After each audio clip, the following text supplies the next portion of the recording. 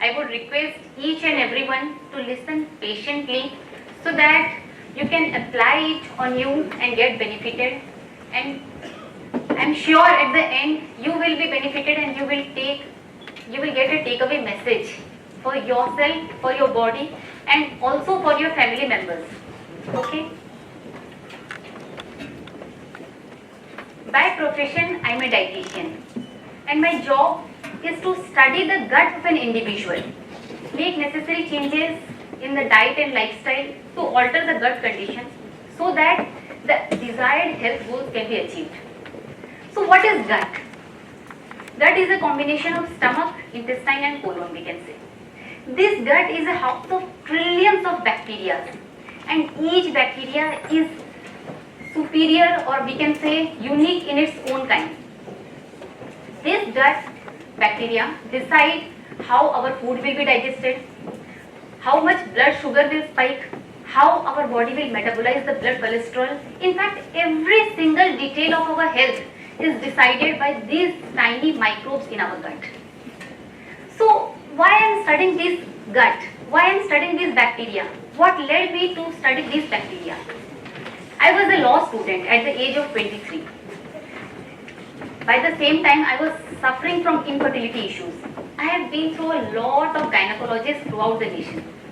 And each time I was diagnosed with that my reason for infertility was my obesity. I was overweight, due to which I was suffering from infertility issues. So I started eating less, exercising more, but the weighing scale was all stiff. I tried harder to lose weight, but each time I was not able to lose even a single pound from my body. Diving deeper into it, I get to know that the reason behind my obesity was my under gut health. So from there the curiosity began to know about the gut health. I started reading books, literature and articles on gut health and applying the same on my body. And to my surprise, my gut health started improving. My obesity was gone, and now I am a mother of 2. But the curiosity didn't stop, and it took me to Symbiosis International University and many such institutions to know more on the gut health. And if I sum up all my knowledge, I can say that we are what our gut is. But in present day,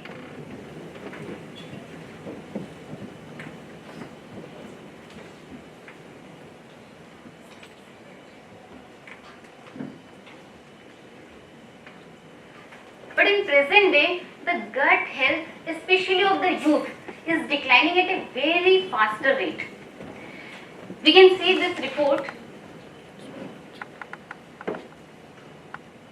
This report says that out of every 20 individual in this globe, only one individual is healthy. It might seem surprising. So let's check it out. According to WHO, World Health Organization, what is the definition of health? Who is healthy? Health is a state of complete physical, mental and social well-being and not merely free from disease. To elaborate this, what is physical health? If we are not having any physical ailments, all the organs of our body is fit, means we are not having any acidity issues, gas, bloating, we are not having any pain in hand, legs, even there should not be any hair fall because it is also a sign of deficiency disease in our body. We should be mentally fit, that means we should not having any stress or anxiety like issues, and we should be residing in a socially fit environment. Then only we are considered healthy. So how many of you think that you are healthy? Any guesses? Just raise your hand and say. Several times I have asked this question, and each time this ratio was just the same. As we can see, our youth are getting poorer health day by day. So what's the reason behind this? The reason is our gut is losing the gut diversity. Initially, our gut was a house of more than 500 different species of bacteria, and this diversity was our strength. But over a period of time, our gut started losing this diversity. The number of species of bacteria declined from our gut. But in the past recent years, the decline was very sharp. Scientists say that initially our gut was house of only bacteria. But now in our gut, there are fungi, viruses and parasites too, along with bacteria. And this all have led to the decline in our overall health.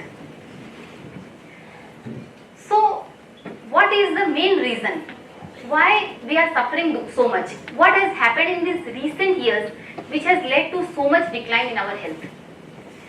First is the food choices we make. Today, what food we are eating, it is highly processed. It is high in sugar, salt, preservatives, additives, which does not allow the bacterial microbes to stay there. Secondly, we are relying on food which is either very less or having completely no fiber in it. Due to this, the fiber digesting bacteria is completely depleting from our stomach. From the very early age, we are relied on antibiotics. These antibiotics do not allow the bacteria to stay in our gut, and even many of the bacteria are unable to generate also in our gut, and all this has led to lower metabolism, our immunity is weakened, and we are more prone to disease. So are we going to stay like this? No. Science has all the answers. We can heal our gut. I will tell you a simple therapy, a simple 3-step process through which you can heal your gut, which I say 3 R's. The first step, where the R stands for removal. In this step, we will remove all the food items which can cause gut dysbiosis. Look, our gut has healthy bacteria, but if these bacteria are altered, they become unhealthy bacteria, or we can say viruses, parasites, and any other microbes which are not good for our health. If we are eating a food that is unfavorable for our gut, then gut dysbiosis occurs. If we are removing all these food, like the ultra processed junk food which is high in sugar, salt and preservative, as I have told, that this leads to unfavorable environment in our gut. So in this removal process, we are going to remove all this ultra processed food. The second ultra processed food is the junk food which we get from the market. These also have certain unhealthy products like sauces, jams, which are also processed but not in packet. So we think that this is not going to do as much harm to us. And lastly, we have to remove all the trigger foods. Now look, some food might seem healthy, but it might not be healthy for us. Like if I am lactose intolerant, everybody knows that milk is healthy. And if I am lactose intolerant and I am having milk, my gut does not have the digesting enzymes to digest the bacteria, then that milk is not going to do any good for my body. So this trigger food is completely personalized. We have to identify this food. It might be gluten, it might be lactose, it might be any spice. You have to identify that which food is triggering your stomach, which food is triggering your gut. Are you feeling any pain after eating any food, or you are feeling discomfort? That you have to identify yourself, and this trigger food you have to remove from your diet. After we have gone through this process of removal, the next step, where the R stands for recover. In this step, we will recover certain foods in our diet which are going to recover the bacteria back in our gut. For this, first of all, we will add all the plant-based food. Look, plant is the only source of fiber in our gut. When we eat more plant-based food, then the fiber digesting bacteria are rejuvenated in our gut. And when we continue to eat this food for a longer period of time, these bacteria continue to stay in our gut. And they don't stay away from our gut, like they are not vanished from our gut. Secondly, we have to add prebiotics. Now one may ask, what is prebiotics?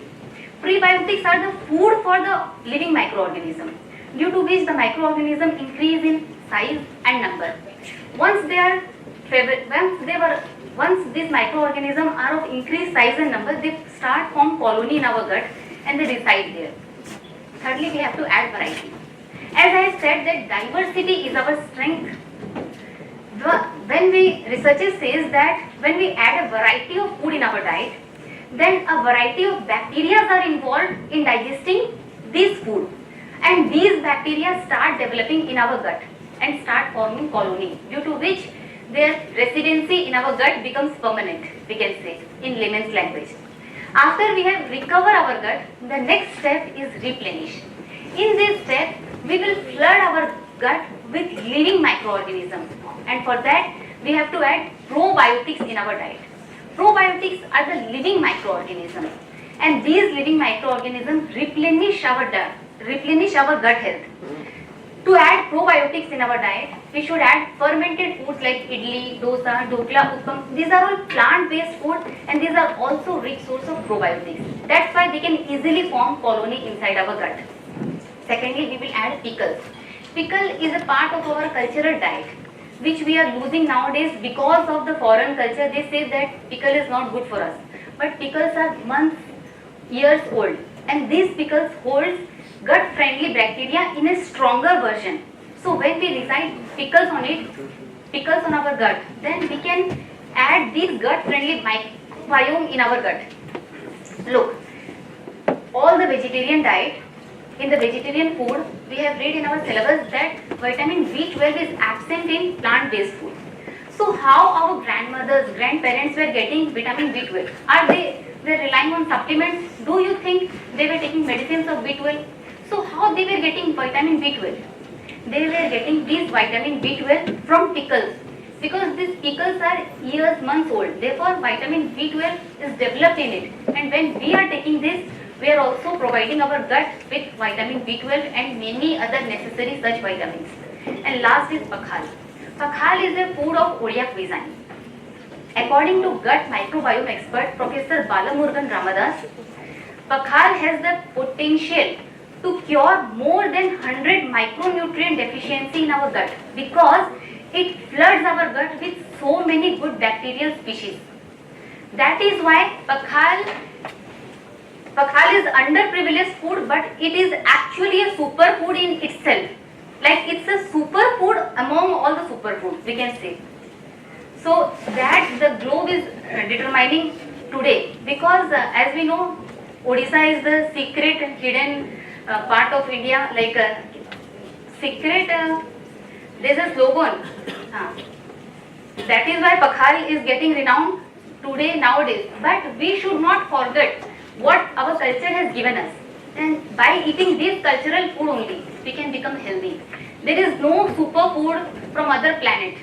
By eating these only foods, we can become healthy, and we are become unhealthy because we have left these foods.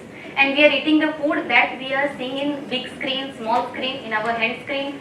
That is why we are becoming unhealthy. Now, by applying these 3 steps, you can become healthy. But there is a booster as well. What's the booster? We have to do physical activity as well. Only eating this is not going to work. But do you think I will say you to exercise for 40 minutes to 1 hour? No, I am not going to tell you to exercise for 30 minutes, 40 minutes or 1 hour. Because when humans were evoluted, they were not exercising. They were physically active. In the most fittest country in the world, Japan, the rate of gym going person is less than 5%. And even in our India, the fittest person are residing where the percentage of gym going persons are almost negligible. In the hilly areas, people are physically fit. They are not exercising for 40 minutes or 1 hour or 2 hours daily. Instead, they are physically fit. They are doing their work by themselves. They are staying fit. In fact, in your school syllabus also, there will not be any exercise period. Instead, there are recreational activities where you will be taught to do PT, physical training, or any sports activity, or you must be taught to do swimming, yoga. These are recreational activities. When you are engaged in these recreational activities, then your mind becomes calm, and at that time your gut becomes healthy and it improves your overall fitness. Now, to sum up all this, I can say our body is dependent upon food and not product. Look, if I will eat an apple, I will get loads of antioxidants in my gut. I will get more than 50 micronutrients, and along with that I will get more than 100 gut friendly bacteria. But if this banana is taken to a factory where it is subjected to different temperature situations, after that it is peeled, through different machines, and it is passed through different types of machines, and chips is made out of it. And in this process, all the antioxidants are lost, very less micronutrient retains in it, and almost all the gut-friendly bacteria are lost. And at last, these chips is not going to do any good to my gut. So this is the basic difference between food and product. Today we are relying on product in the name of food, because this chips is sold as banana chips, and we think that we are taking some part of banana, but it is not going to do any good to our health. If we have to stay fit, we have to rely on food. Lastly, I would like to cite an example and finish my words. Have you ever seen a beehive? In the beehive, thousands of bees are born. When the bees are born, they feed upon a jelly-like substance which we call honey. And when they grow up, they become worker bees. But in these thousands of bees, there is one bee which feeds upon a white jelly-like substance that we call royal jelly. And that bee, when it grows up, becomes the queen bee. The difference between the queen bee and the worker bee is only the food they fed when they were young. And that difference makes one as the queen bee and the other as the worker bee. Now it's your choice if you want to become the queen bee or worker bee. The food you eat will decide your gut health, will decide your mental health, and that difference will make you either queen or worker bee. And the choice is all yours. Thank you.